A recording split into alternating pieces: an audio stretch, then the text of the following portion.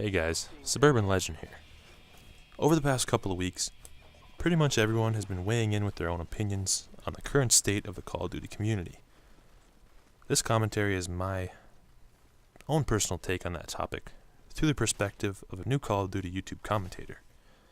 Now keep in mind, I've been around the community for over a year now, watching videos and subscribing to people just like many of you have. However, commentating is something new to me. The Call of Duty YouTube community is in a transitional phase. It's transitioning from the state it was in when we all discovered it to the state it will be in the future.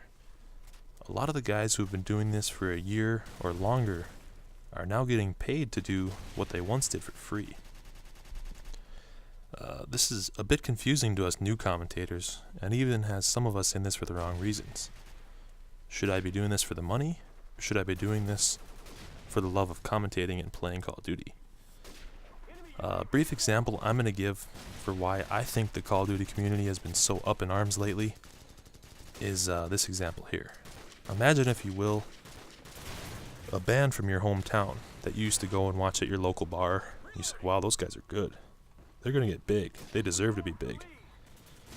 And one day they are signed by a record label and they actually get big. You say, wow, I'm from the same town as those guys. I know those guys. This is awesome. They sort of represent my town. They represent a piece of me. They grew up the same time as I did and all that good stuff. Then as the years go on, they get bigger and bigger. Suddenly their sound starts to change a bit. They start dressing a bit differently, acting differently, and it kind of ticks you off. And you say, wow, they got big and they really sold out. They didn't remember where they came from or anything like that. They just flat out changed. And I think that's why a lot of people are worried lately. Over the past year or two, we've been subscribed to these commentators. We listen to every commentary they put out, and we almost feel like we know these guys personally. After you listen to so many of their videos and commentaries and all that, you sort of start to identify with these people. And now that a lot of them are cashing checks, we're a bit worried that they're going to change and not put out the same quality of content and all that. So, imagine, if you will, Michael Jordan in the midst of his career saying that he's burnt out on basketball and he's only going to continue playing for the money. That would have a lot of people a little bit mad at Michael Jordan and kind of ticked off. That's what a lot of people loved about Michael Jordan, besides his amazing God-given ability to play basketball, was his insane competitive drive. I heard a story about MJ once that he went over to a fellow player's house for dinner, and that player had his mother over, and after dinner they decided to play a game of Go Fish. And Michael's teammate's mom actually caught Michael cheating at the game of Go Fish because he wanted to win so bad.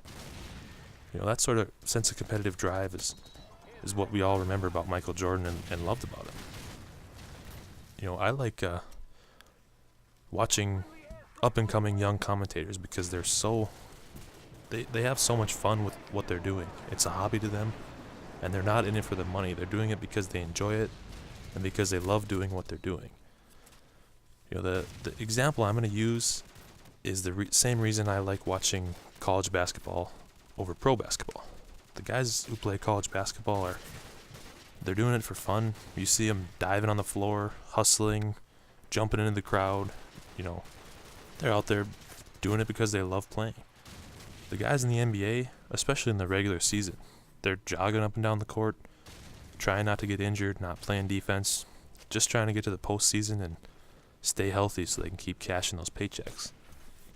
That's the same reason that I really like watching the up-and-coming YouTubers.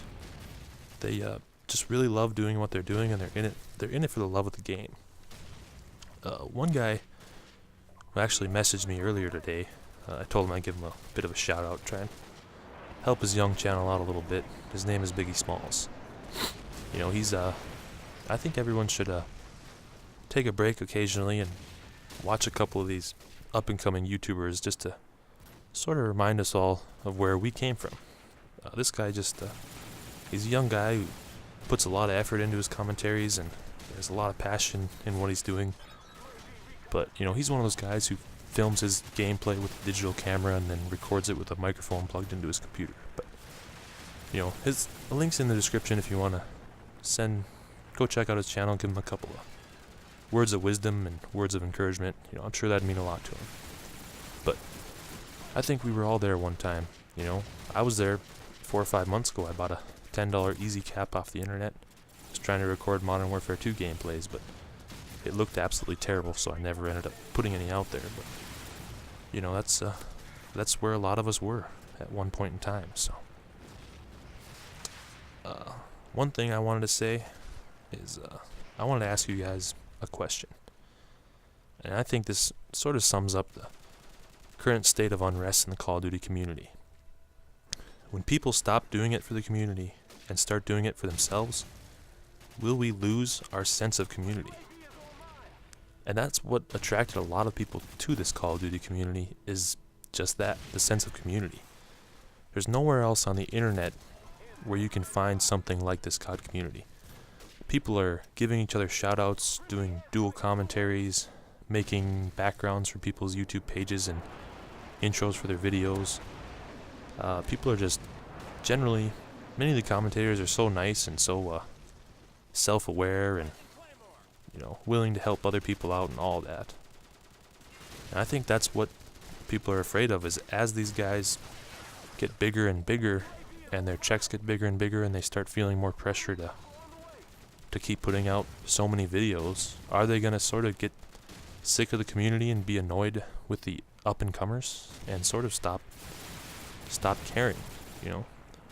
Like I said, you know, I'm going to pose that question one more time. When people stop doing it for the community and start doing it for themselves, will we lose our sense of community? I sure hope not. And I'm not sure if we will or not, but I think that's sort of why everyone is a bit on edge lately. So you guys can check out the rest of this gameplay and leave me your thoughts in the comment section. Thanks.